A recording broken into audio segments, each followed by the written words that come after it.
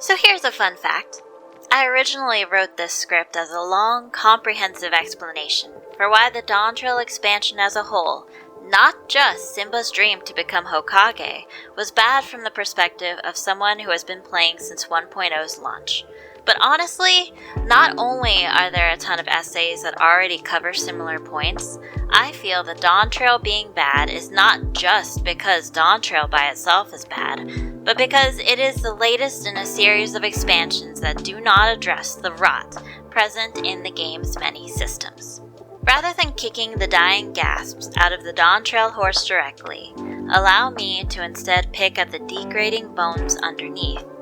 The first of these topics I want to pick at has been rather simple to choose because the development team recently addressed the subject of this video. Character customization, one of the best features of the game, and one of the things that keep people playing, has been scuffed for a long time and needs to be better. The band-aids applied over the years are just not working anymore. Now, before I continue into what is going to be a rather harsh series of opinions, I want to make it clear that all of this seething, overbearing hatred comes from an undying love that has been patiently, and mostly silently, waiting for the greener pastures to magically appear. Unfortunately, they only seem to drown in neglect. So how is character customization scuffed? I think the best way to make it clear is to go through the issues one by one, beginning with character creation itself, before moving on to the customization of your character after the creation is complete.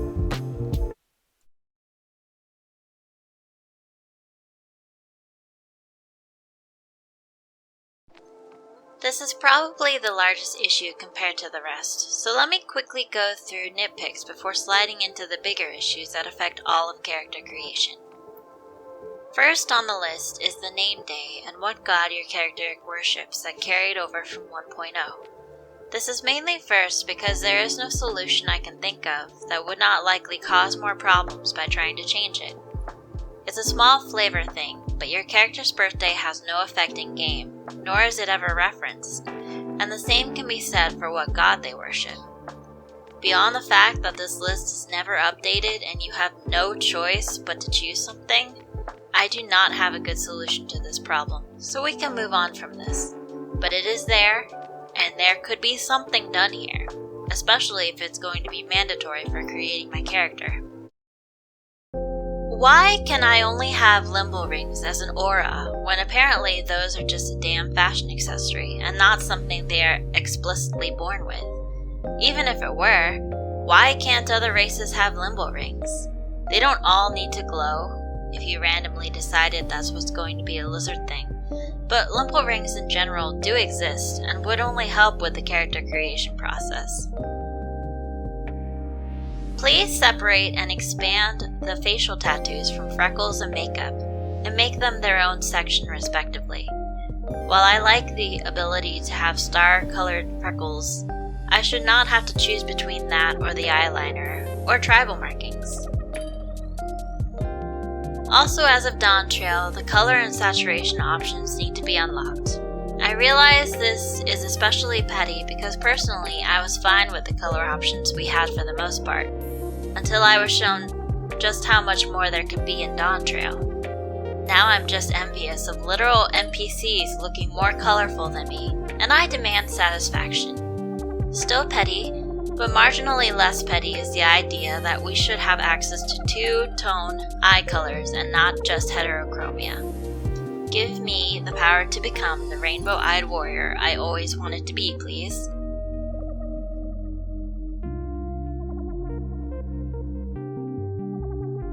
Next is going to be the facial features option being racially and gender locked at all in the first place. I feel the need to briefly defend the game over this choice because originally each and every race and subsequent sub-race were separated by their culture. So even if one felt it was dumb, like the fact that as a Midlander male you cannot have the hoop earrings of a Lalafell male, it at least made some sense at first. That is, until you realize that there are restrictions within the exact same sub-races as well, for seemingly no good reason. Why do I need to have a certain face to have a beard as a Midlander male? Why can I not have access to all scars across all races and genders? Why can only the default Midlander male have the 5.0 face scruff? And why is it not only a face option, but locked to exactly one type of face? I can go on about other issues like the face accessories and tattoos of almost all the races, but I think it's clear as to what I'm getting at.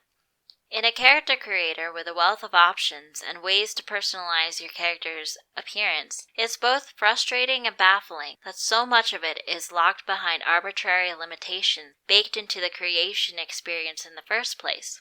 These limitations only get more frustrating as newer races are added to the game. Now, before I mention it, I know that my solution to this problem can be seen as extreme. But here's the thing. I don't care anymore. The vast majority of these problems have existed since before the 2.0 relaunch, and while we cannot blame the development team for those existing carryovers, we can absolutely blame them for not doing anything to or about it in all the years since. Contrary to what contrarians might say, the customization of the player character is what keeps people playing the game, engaging with the game, and dealing with a series of rotting or outright broken systems that exist in the game. Even if your objective is to make a joke or the most unappealing character ever, these are things that are only really made possible when the game allows you to do so. So the first part of my suggested solution is to unlock all the scars, accessories, face, hair, and tattoos available across all of the races. Let me mix and match them. Will this require a lot of work? Yes. Do I care? No.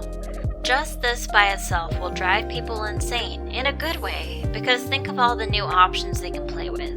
Someone right now might be thinking about the flavor of the different races, but again, I don't care. Not because I believe that they do not matter, but because as of Dawntrail, it's not even a good argument anymore. Why should subraces be a thing when we know that there are subraces we will learn of in each updated expansion? They aren't even an option in the character creator. It also just limits the creativity a person can have as a whole.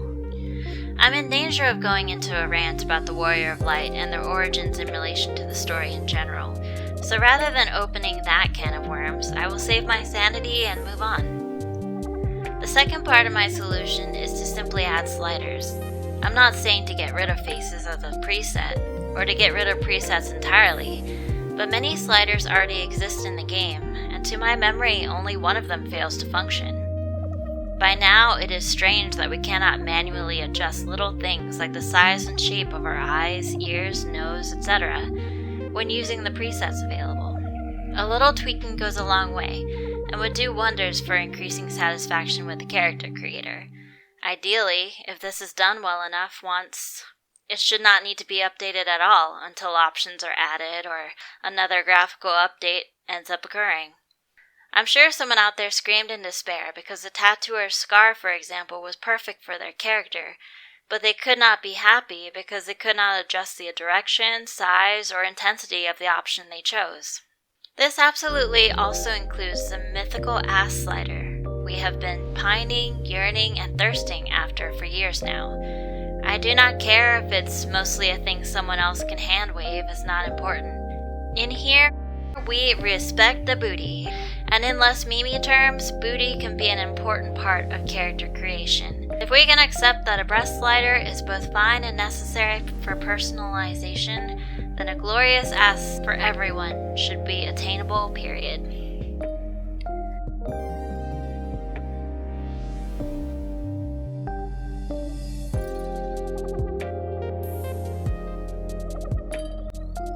Hair needs a slider as well. Despite the continuous outcry for longer hairstyles being a prayer that is rarely ever answered, the opposite also happens to be true. For argument's sake, what is the difference between this hairstyle, and this one? Let me stop your thoughts right there because what I am getting at is length. A lot of hairstyles in the game could be improved or outright replicated by tweaking already existing hairstyles. Even if they cannot, simply having the ability to tweak some of the hairstyles would eliminate the need to handcraft some that have been requested over the years already. Bangs over the eyes? Easy. More or less symmetry? Attainable. Better or greater gradient for your hair highlights? Wow, thanks, I needed this. In addition to just adding sliders, some of the hairstyles would also greatly benefit from being able to mix and match, or for the option to add or remove certain parts of the hairstyle. More options, not less, lets people be satisfied with their character, and therefore less ravenous for little things they don't have but want, like Hein's arm scar or Gaia's lips. Oh, and also make all hairs accessible to all genders and races. Race-locked hair is dumb. Sliders would also go some way into getting rid of the problem of people wanting to make half-breed characters in the game, or to mix features from other races to an extent. Let me tweak my ears on a Hir or Elizin, and bam, I suddenly have a half-breed. This also brings me to something of a sidebar that I also believe is important. It is ridiculous that we cannot customize our characters with Garlean features already, when the big identifier is basically putting a fancy marble on my forehead. Yes, I know it's a third eye, but they already use both Huron and Elizin models and call them Garlean after slapping this thing on their heads, so I should be able to as well. No, I do not care if Garleans canonically cannot use magic, because I am the warrior of light, have killed God, space god, and science god, and am constantly noted to be different and special, herder. Let me just do the thing I want. If Xenos can get away with it, then damn it, so can I. And on that sidebar, before I move on, you might as well take it further and let people do full ear, eye, and teeth customization as well. It's not a slider per se, but if I want to be a Lalafell-Vieira mix and it will make me happy, who am I hurting besides the poor workers that will need to sacrifice precious sleep to make my hairless Loporrit dreams come true? People who do not want things to change are going to exist in every medium, so rather than asking whether or not the change should exist, I would like to ask everyone how these changes could possibly make the game worse. This one is pretty easy, but there is a massively gaping, gap between the male and female bodies in the game. The easy one to deal with would be the muscle slider. It should just be a thing for everyone, period. For example, female Hrothgar come prepackaged with the fitness already, which is cool. But what if I wanted that bod smooth? What if I didn't think she was ripped enough? I should not need to be a Highlander, male or female, to look like I spent a great deal of time in the Temple of Gains, nor should I need to actively choose not to be either of those to look less built. This is by far the easiest of the changes in this section to make, but to be clear, I still think all the changes in this section are necessary for the character creator to shine. If I can go back to my earlier straw man using Hrothgar now, I would like to ask a simple question. What if I wanted her body to be closer to the male Hrothgar variant, or the much more likely case that is the reverse? I understand that sexual dimorphism is a thing, but my main problem with this idea is that even within sexual dimorphism, you have fine examples of physiques being closer to the other end of the spectrum. The lowest hanging fruit here is humans, so I'm going to focus on that, because whether or not we want to admit it as such, all of the Final Fantasy XIV races are loosely based on humans. I think the most egregious of examples would have to be Aura, but without turning this into a rant about how males and females are different in the game to an extreme degree, I'll just get to the solution and ask to have a slider that gets us to the opposite end of the spectrum. I'm not saying that the distinction needs to be eliminated entirely, but if I want to play as a male Aura or Mikote that physically appear closer to female as an example, it should not be entirely impossible to do without literally just choosing the opposite of what I want and trying to make that fit into what I need. Gender lock gear pieces or gear pieces with different appearances depending on gender? Yeah, we won't even start on that. These sliders would also mostly eliminate a somewhat recent problem of players expressing a desire to play as shorter or younger characters. While previously something that could be attributed to cultural misunderstanding or differences, that excuse has, at least for me, sailed as of Dawntrail, when the twins remain unable to age. An entire race of merchants around the size requested appeared, and a certain queen who shall not be named exists within the range. If it is acceptable for you to create for your stories, it should be acceptable for us to create a demigod main character that looks similar to them. Frankly, the only issue I can see really appearing is if you allow characters to get too tall. But if female Viera, for example, is a hard height limit, then I do not see how that will spawn relevant gaming issues. Also, no. Outfits and animation glitches are not relevant issues in my eyes, as not only are these problems that can be fixed, these are things people will readily look past if they can have their character look closer to what they like. I've kind of been dancing around it, but I would rather get rid of subraces in the character creator in their entirety. Partially because mixing and matching would be more fun, and mostly because the subraces are actually arbitrary now, beyond in-game lore, that would not apply to our character in the story anyway. Here's a question we cannot really answer yet. What happens if a Dunesfolk Lalafell has a child with a Plainsfolk Lalafell? What happens if a Seeker of the Sun Mikote has a child with a Keeper of the Moon Mikote? If the answer is not a monstrous mutation, then why do these distinctions matter? I challenge any of you to be able to tell for sure whether or not a Hrothgar is, hold on, I actually need to go look this up, the Lost or a Hellion, just by looking at them. Because the thing that differentiates the two is mostly colors. I do think we would have a slightly easier time telling the difference between a Vina and a Rava, but the point still stands. The differences largely do not exist, and we do not lose anything by removing them for the character creator. If someone wants to create a character to be one of those things, the options will not magically disappear for having abolished the literal subrace option. If anything, giving people the chance to just choose from a list of subraces that are mostly just cultures would be better and much less work in the long run. This is more or less the end of my list of problems that I believe apply to the entirety of character creator, so I will move on to problems I see that exist for individual races that can or should be fixed because they are dumb and need to be addressed.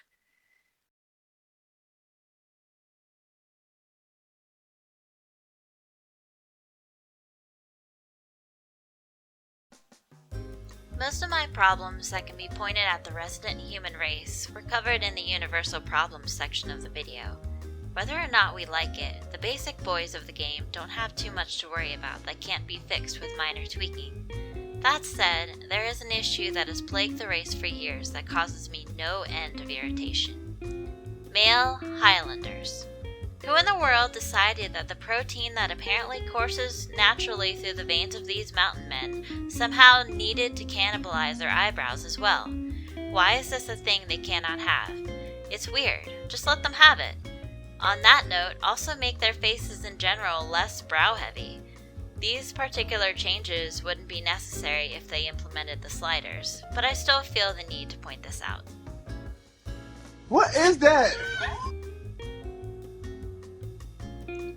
I think this is obvious and also mostly covered under the universal section. More than anything, Elezen needs sliders for their proportions. It's not a secret that the resident giraffes of the game were the rarest to run into prior to the descent of the furries, and almost none of it has to do with the race being bad. The main problem is that people want to play as elves, and for the vast majority of people, the Elezen are just bad when compared to whatever mental image people had of their character. That's before the character creator violated them with the Na'vi at home. I cannot in good conscience call Elezen a bad race. The main problem is that it sticks so hard to explicitly trying not to be just another elf race, when just another elf race serves people perfectly fine and would make them happy.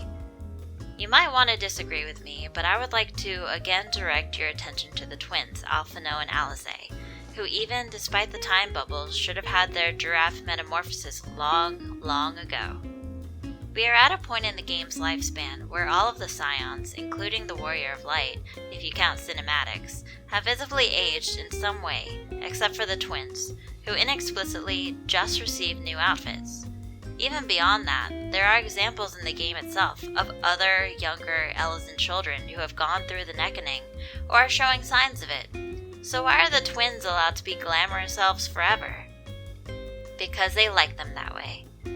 We would like our characters that way too, Squeenix. Please make it so we can stop wanting it already. It's even an opportunity to make a shiny new subrace or culture somewhere of Elezen that don't fully elongate, and can write it off as a genetic trait or something the twins just happen to acquire. Everyone is happy now. God damn! Again, not too much to say here that was not addressed under universal issues, so I'll just direct your attention to the facial markings on male Mikote. I don't hate them, but it's weird that literally all of them have it, and there's no option to remove them in either subrace, because fuck you.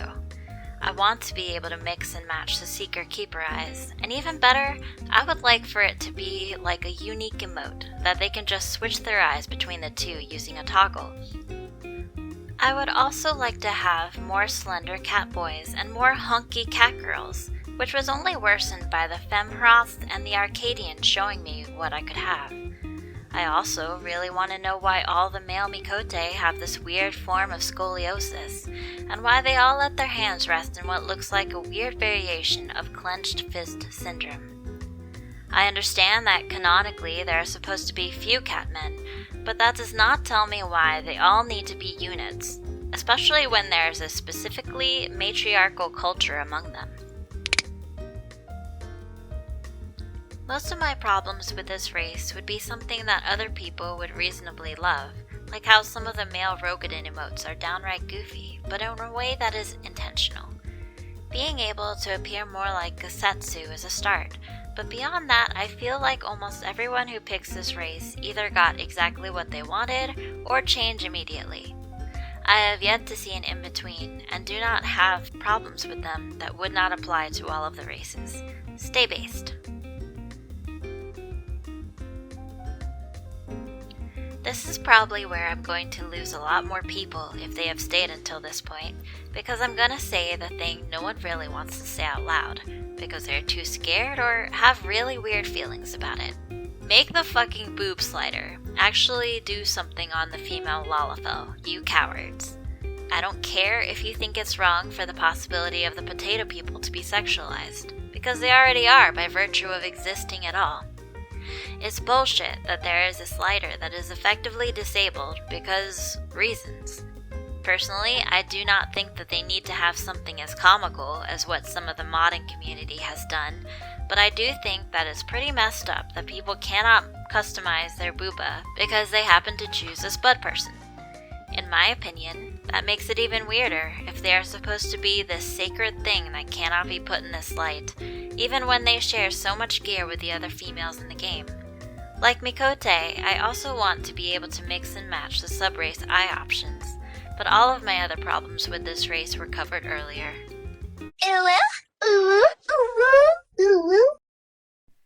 Oh my god, it's so beyond infuriating that this race has faces linked to horns.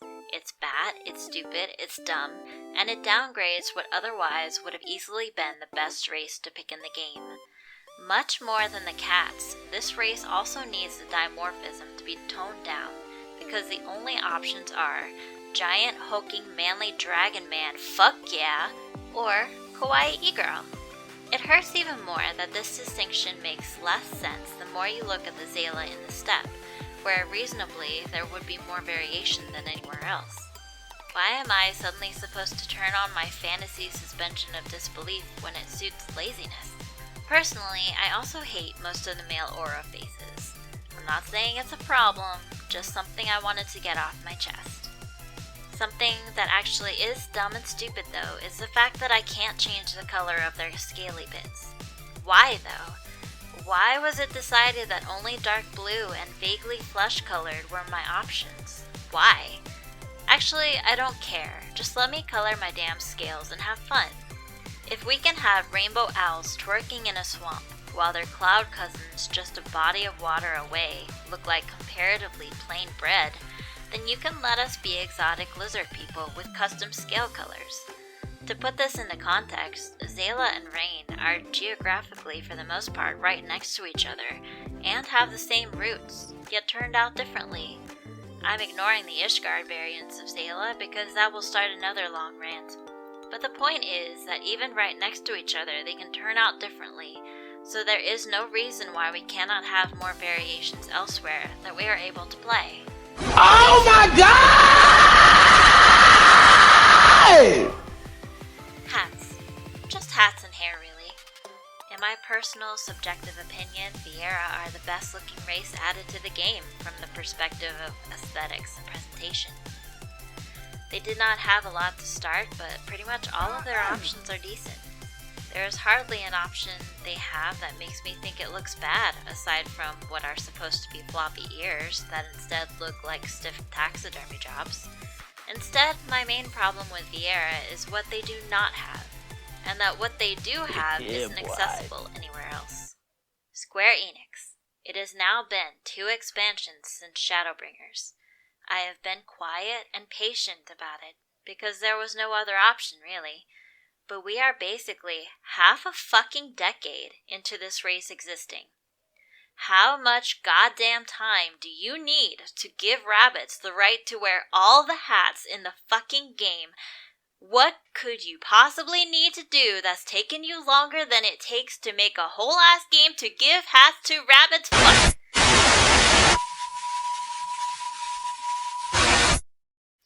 It's even more frustrating that occasionally we will get brand new gear to the game that the newest races can't wear. Cause fuck you, that's why.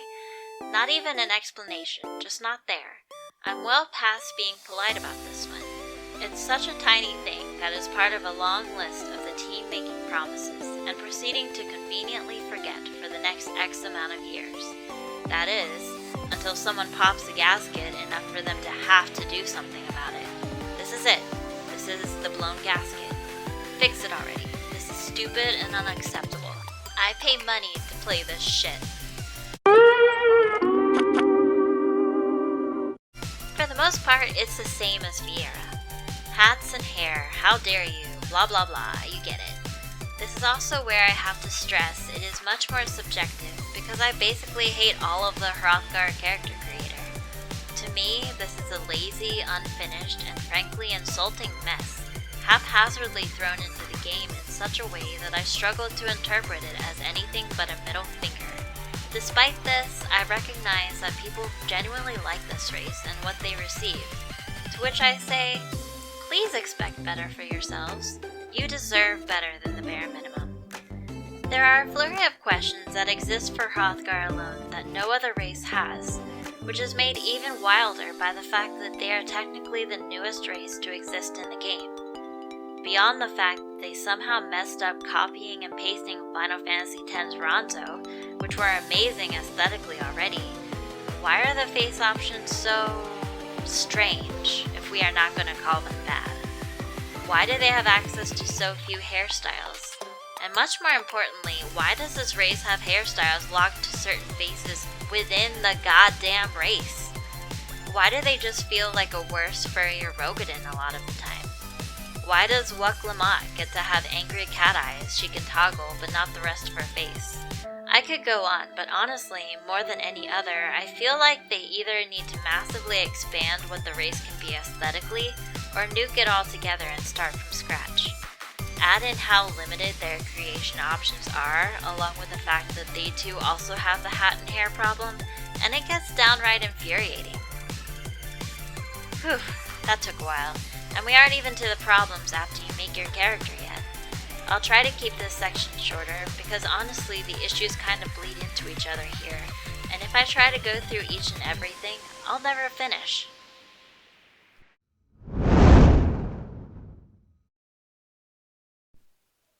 Hoods are the first on the list because they are the oldest issue, and I'm going insane over it at this point. To put this into context for those not in the know, players have been recognized as asking for the ability to toggle hoods since before Aura were officially revealed as a race. Since before 3.0 even dropped, Yoshi P told us that they would look into it, only for them to never give us what we wanted. Now normally I would just assume it ended up not being possible and would leave it alone, but there's a slight problem with that. Please look at this. As you can see, Square Enix has repeatedly, since the 3.0 trailer, been teasing us with this hoodie-wearing warrior of light that gets their hood removed in various fashions. I'm not the one reminding us of this desire, they are. I don't know the exact reason why we still don't have this literally 4 expansions later, especially given the wealth of hooded gear we get in the game, so I can only mostly shoot in the dark based on some possible problems that might exist. But here are some ideas regardless. 1. Let us choose a hairstyle for when our character is hooded, or let us deal with the clipping consequences of wanting to wear a hood. 2. Let us just deal with the reality of our character becoming magically bald whenever they wear a hood until it is toggled off. This is a terrible solution, to be fair, but one that I feel people can look past if the limitations are so impossible to work around. 3. Establish a separate hood like what currently exists so that people can continue to mix and match pieces, but make that headpiece able to alter its state similar to how visoring works. Rather than an entire toggle animation or state, it would work more like visoring. I personally feel this is also a bad solution overall, mostly because at this point, it's not that much different from just turning the headpiece off. But it is still something which is a lot more than what we have currently. Oh my god, bro. Oh, hell no, man. What the fuck, man? Get your... I think everyone knew this was coming, and it's 1000% deserved. Some of these second die slots are outright malicious in nature. I could quite literally go down a list of choices that both infuriated and confused me, but more than anything, I just want to know the why for some of these choices. Because some of the second die slots being bad is me subjectively being like, aw man, I would have preferred this. That doesn't make the second slot bad, and someone probably loved it. But some of these are straight up malicious compliance. If I cannot immediately tell what the hell I'm even changing without twisting, turning, and zooming the camera, only to find out that the second slot was like a button or some shoelaces on my thigh-high footgear, it's really, really hard to interpret that as anything but someone hating that they had to give me a second die slot at all. They chose violence instead of choosing something they knew people would want. In an attempt to be slightly less vague and give at least a single direct example, I will choose the angel outfit from the cash shop. I personally have wanted to dye the halo for years now, but that was not an option. Instead of the giant glowing circle above your character's head, they decided to let you dye the mostly unseen circlet that comes with the halo instead. So with a second dye slot, any reasonable person would think, oh wow, it's finally time to dye the halo, right? Right? Fuck you, it's the weird jewel thing in the middle of the circlet you probably didn't know existed. That's what I mean by it feeling malicious, because the main fucking parts of the outfit are arguably the halo and the wings, if not the boob window on the robe itself. The halo is probably why you bought this outfit instead of the demon version. Again, if you were not after the boob window. They had the sense to let you dye the wings, so why not the halo? For a while into Dawn Trail, I told myself that it was an issue of it being a glowy piece, and you can't dye glow. Oh wait, we can do that now with some gear pieces, so what the fuck? I paid money for this outfit, why are you trying to hurt me, motherfucker? It is what it is. It is what it is. Since we are on the subject of cash shop items, now we get to address how terrible the state of some of these items are. I'm not even going to go for the lowest hanging fruit, that is the Heavensward cash shop items, because I feel like that's just bullying. But I am absolutely going to go after the NPC outfits. Now while I do not like it, I can kinda, sorta, barely accept that some of the NPC outfits are just one block of gear. But that's kind of part of the problem, isn't it? A lot of people do not want the entire outfit, they want the pieces. The pieces they can't have because the dev team decided they didn't want to separate the pieces into, well, pieces. I'll give a good example of what I feel is bullshit, that I do not even think most people will care about. The Ida outfit. Remember Ida? I will never forgive you for this square. But more importantly is that you can quite literally almost just straight up make Ida's outfit in game. Her visor exists without the fancy goggles, and the same can be said for her top. If you are a Midlander female, you can grab her pantalettes too, and even her weapons, which are not a part of the cash shop set, can be acquired easily. The only part of the set you can't enjoy are her signature armored red leggings, because they are explicitly locked to tank classes, so your dreams go here to die. But therein lies the problem. Her set isn't particularly special outside of a few details. What if I just wanted to wear her leggings without the class lock? Or if I can extend that to other outfits with good pieces that I would like to separate from the whole, why can I not have Gaia's shoulder jacket piece, or Minfilia's waist cape thing? It gets more annoying when you realize that this is not an even distribution, or like a time thing either, and seemingly quite arbitrary. Ida's 2.0 outfit is one piece, but Thancred and Ystola's 3.0 outfits are in several pieces you can mix and match with the other gear. 4.0 Lisa's outfit is thankfully in multiple parts, but go swallow a bag of dicks if you assumed Alice's outfit from the exact same expansion would share this quality. Again, I'm not a fan of it, but I can kind of understand if these outfits just have to be a single thing, even if we ignore that they needed to recreate or refit these costumes for the various races in the first place. But there's kind of no ignoring the next issue with these pieces, which is that they are almost 100% undyeable across the board, with the 1% being Kryle's hood being cheeky with her hairpiece. These pieces should be dyeable, especially with the release of the second dye slots. If anything, each and every one of these NPC outfits with separate pieces for gear should be both dyeable and adhere to the recent 2 dye slot update. It's frustrating at this point that it so often feels like we get the minimum effort possible on something, and I feel that most often with the NPC outfits. The way my paranoia works, I interpret it as punishment for daring to like and want something they created in the first place, and then being told to pay for the privilege to have my nose rubbed in it. I think we can all agree that these optional items that supposedly keep the entirety of the game functioning beyond the initial budget should have more care put into them. I personally do not want to deny any work or effort that went into making these pieces possible, but I also think it's something of a Stockholm mindset to not hold the extra things you have to pay more money for to a higher standard, which conveniently brings me back to what is probably my last bit of complaining on this subject for now. Stop blocking the ability to dye a piece of gear behind content walls. It's stupid, and the only people it pleases are the ones who get their jollies out of having something other people do not, which we already have content for. To be specific, I do not mean the role quest content wall, which I'm not the hugest fan of either, but I mean forcing people to do difficult content just to get a dyeable version of a piece of gear they like. I'll give an example of what I mean with a small sidebar. Final Fantasy XII is one of my favorites in the series.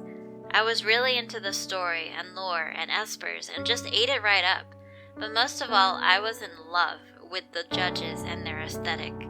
I lost my mind when they just randomly decided to pop it into the game during the Bosha campaign and immediately claimed every judge set available, but none of them are dyeable. Unlike Eureka, for some reason, they arbitrarily decided that the only way to get the dyeable version of the judge gear is by upgrading the Bosha gear to what is basically its most powerful form, which you can only get from select drops from a savage version of Delubrum Reginae. These drops are not random, and drop in accordance to what bosses you kill, but that also means that unless you kill a certain boss, you are absolutely not getting that drop. So I join a group that runs it regularly, and yada yada, we eventually get through. But this isn't like a casual thing. At the time, it was like a raid, so rather than going straight for pieces I wanted, I needed to prioritize getting the best possible gear for the role I was performing in the raid group. That way, we could more easily get clears, and eventually I could more easily get the pieces I needed to upgrade the non-priority gear. This leads to the second issue. Most people did not give a damn about the armor. Most people just wanted the big ol' Cerberus mount you get for clearing the damn savage. So what actually happened is that after the first clear, a huge chunk of the successful group would slowly bounce, as they didn't care to go through it again for more than being nice or whatever. This meant that the group would eventually be filled with mostly or all new people, and I would then need to spend several weeks within the limited time slot we had to meet up to relearn and get the whole thing done.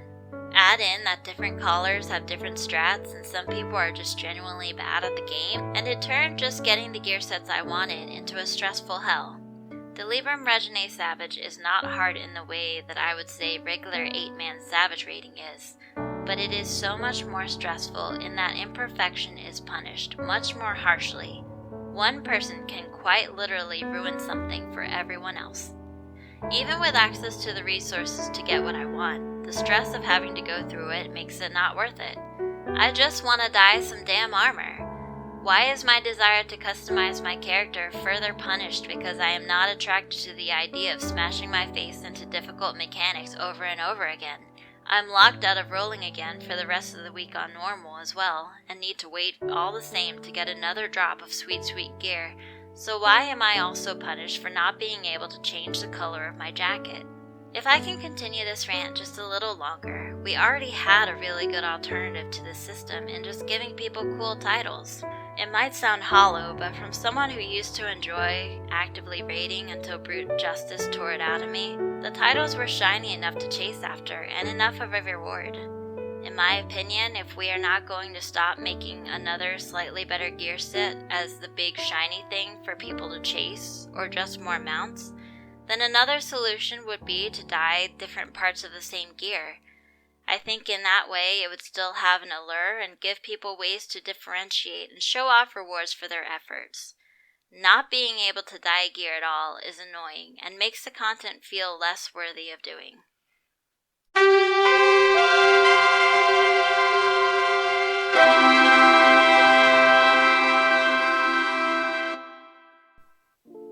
That's about everything I've got right now for character customization and creation that is not just pure unfiltered hatred.